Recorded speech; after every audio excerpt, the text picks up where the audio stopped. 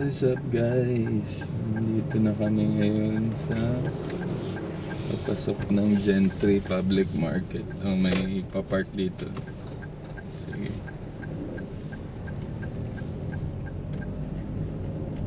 Supply ang ginagawa mo kuya. Putting our lives in danger.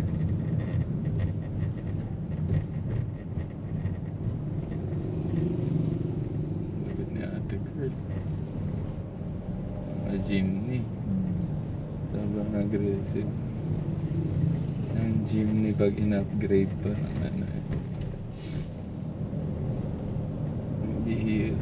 mahirap mag 100 or 100 plus sa expressway.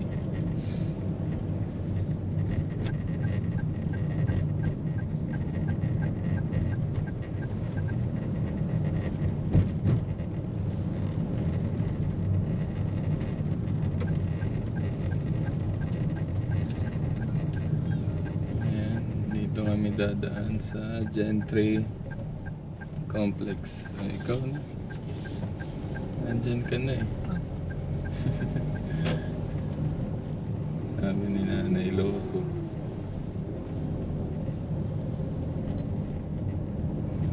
Siguro yung nasa likod na pe-pressure ka. Huwag mo, hayaan mo siya. Gawin mo lang yung gusto mo. Pe-preno lang yan eh. Huwag ka magpadala. Kung gusto mo, tumigil ka at paunahin mo siya. Pero huwag kang... gusto ko.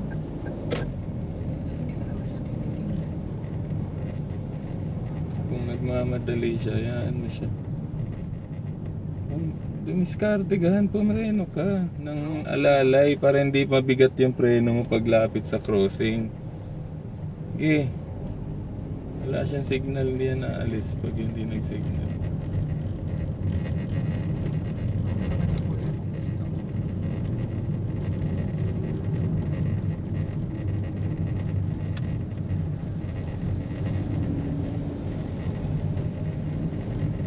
Pala container van na maliit. Bilis talaga yun. Ano yun? L300 sa kamot. Dire-diretso lang. Dapat na nilagyan na lang ang humps dyan sa ano na yun, gilid ng school na kalsada na yun para hindi sila nagmamadali.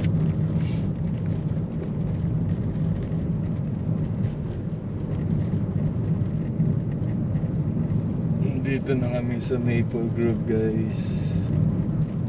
Head commander ang driver. Hindi dapat siya magdadrive ngayon dahil masakit yung kamay niya kagabi. Buti ngayon medyo nawala-wala. Back to driving na naman siya.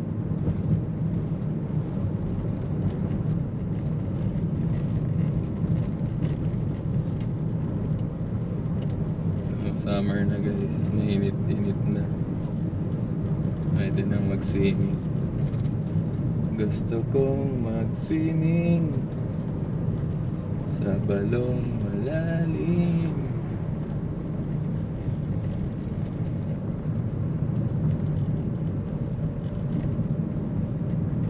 Di ko na alam ang lyrics, basta gusto ko lang mag-swimming.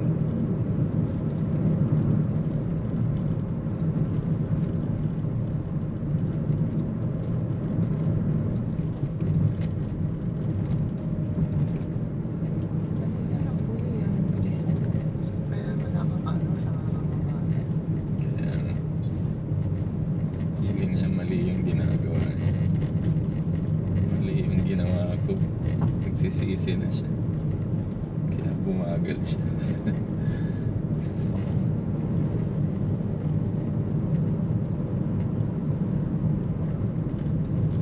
Pag may kasabay yan, naharurot yan, kasabay na motor.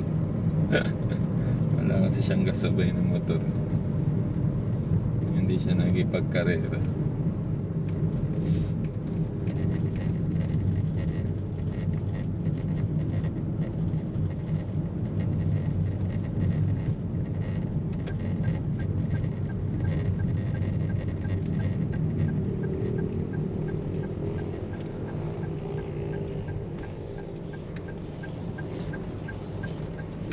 Diretso muna. Diretso ka muna dito sa bakanting lote. May bakanting space. Saka ka sumignal para left. Diretso ka lang. Tapos tingin ka side mirror. Dahan-dahan mo lang ilipat yung sarili. Yung motor ha. Basta dahan-dahan lang ilipat. Huwag mong biglain yung sarili mo. Kasi delikado yan. Habang nagsisignal yan. Basta diretso ka lang. Gas ka lang diretso. Yan, kung accelerated yung takbo mo tapos nagsisignal ka, papayagan ka lang lumiko niya. Preno ka na. Matigil na siya. Oh. Tagal niya lumiko. Businahan mo nga. Lumiko ka na.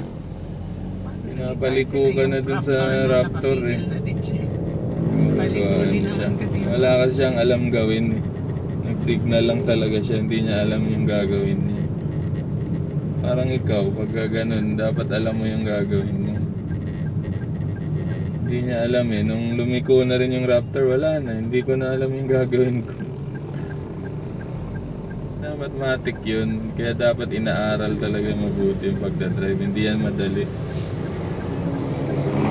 Hindi yan dapat relax lang ako kasi yan, baguhan na driver. Walang ganun eh. Pag sinalang mo na yung sarili mo dyan, automatic walang bago, walang luma. Wala tumasta kang lumang driver. Or kailangan alam mo yung gagawin mo kahit bagong driver ka. Kagaya nun, pinalipad mo na. Oo nga eh. Nakalagay ako sa preno pero hindi ko naman siya tubig. Kasi nga, hindi mo pinapractice yung haplos. Laging diin yung preno mo. Yung haplos na preno, yung haplos na gas. Pag inaral mo yung haplos dun sa gas, ganun din yung magagawa mo sa preno. Ma-haplos mo lang din yun. Pag di mo siya inaral doon sa gas, hindi mo talaga siya matutunan at all. Kasi ano ka lang din eh. Pabaya ka doon sa gas. Pabaya ka lang din sa preno.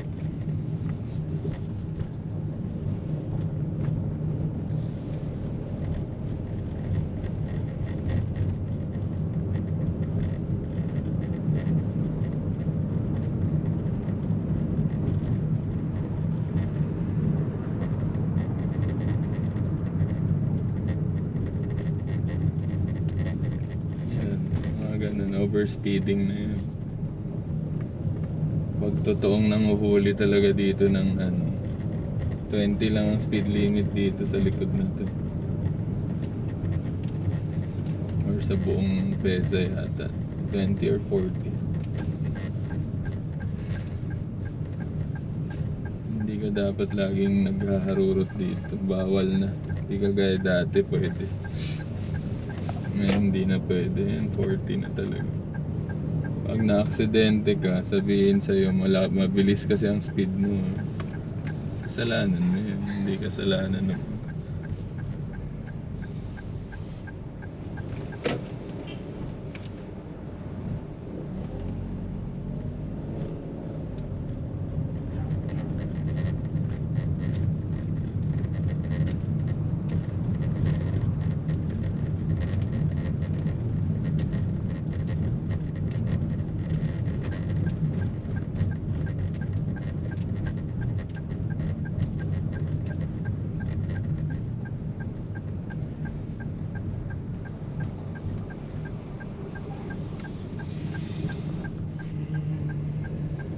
Welcome to EPSA guys. Nandito na kami sa EPSA pala sa loob. Hindi ko nasabi.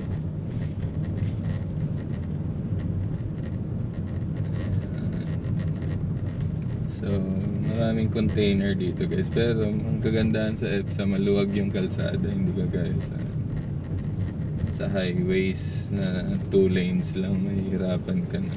Dito at least kung kaya mong overtake sa mga mababagal na container, pwede.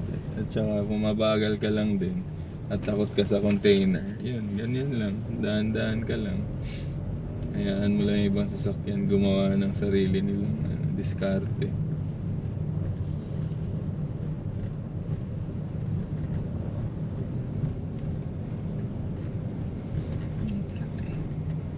Hindi, okay ka lang. Dito yung overtaking niyan. Sa right side, hindi dyan. Kasi, May rules nga eh. Wala, meron dito mamaya, nakaparada. baka Huwag ka na. Okay na yan. Pag nandito ka na sa pupuntahan mo, huwag ka na. Relax ka na lang. Kahit ano pang nakasinusundan mo dyan. Hanggat di clear yung kalsada, relax ka lang.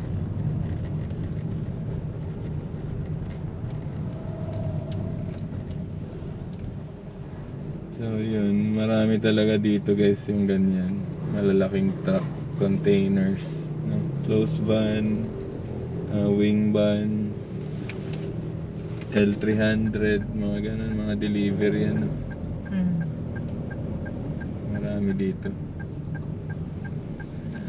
Mga ano, passenger vehicle din yan, transpo, ganyan, mga L300, ganyan, marami dito. Tricycle, marami rin. Ayan, itong area na to, parang pier, no? Parking ng container van to.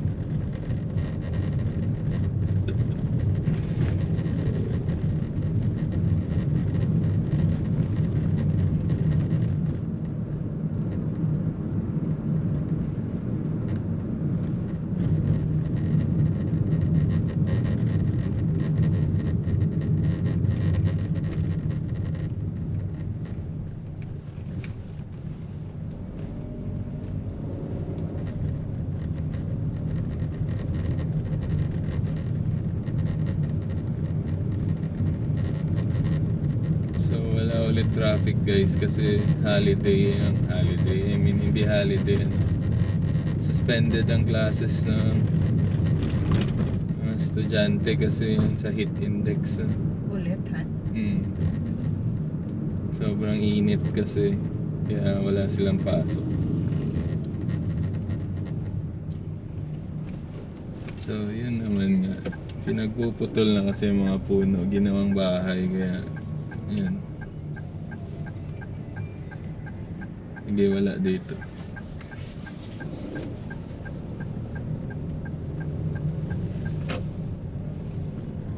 So dapat pag may bahay ka, may puno ka rin itatanim. I mean kung may bahay ka, kung yung mga subdivision ba, mga may-ari ng subdivision, meron sana kayong ano, trees sa mga roadsides, no? Bawat corner may puno para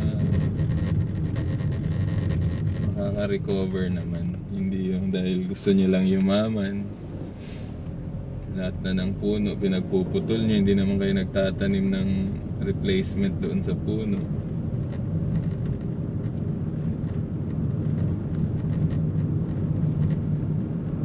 Ngayon pag ganitong ano, para na tayong ibang bansa, sobrang lamig, sobrang init, dito ka muna bago ka mag-decide na mag 360 degrees dyan sa likuan. Tumabi ka muna sa tapat ng lilikuan mo, tapos mag-antay ka kung clear. Yan, tapatan mo yung lilikuan mo. Kung dyan ka liliko, tapat yan, ganyan. Let's go, we're here.